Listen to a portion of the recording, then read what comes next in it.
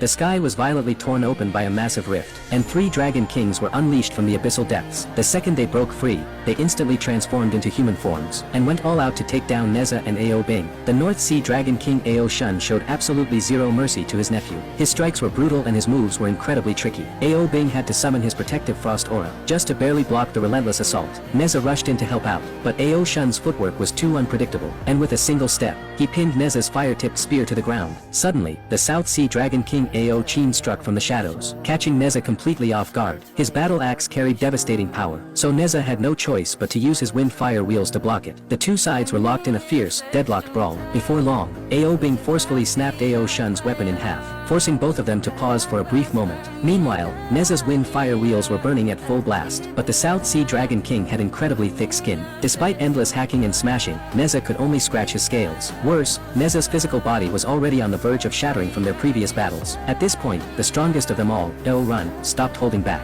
Her sky-rending claws were razor-sharp and completely unpredictable. For a moment, NAZA and Ao Bing were pushed to the absolute limit. Tai Jinren was just about to step in and help, but he was intercepted by his 2 martial nephews. Having drained too much magical energy earlier, Tai Jinren found himself temporarily trapped as well. Spotting a golden opportunity, Li Jing and his wife decided to strike at Nanji Shinwen, but the dear boy quickly forced them back with a swift attack. The battle was becoming increasingly desperate, and the Tianyuan cauldron was on the verge of being awakened by the Samadhi True Fire. NAZA and Ao Bing were struggling to hold on, but they couldn't find a way to break the deadlock. Suddenly, NAZA came up with a brilliant plan. He suggested creating a massive cloud of steam to blind their enemies, giving them the perfect chance to slip out of the encirclement. As ice and fire violently collided, a giant wave of steam instantly engulfed the entire battlefield. Ao Run had predicted they would attempt a sneak attack, but she never expected their tactics to be this dirty. Ao Chin plunged into the steam, and spotted a figure he thought was NAZA. Without a second thought, he raised his hand and slashed down, but to his shock, he had just chopped his own second brother, Ao Shun. And that, Ao Shun, was actually NAZA in disguise.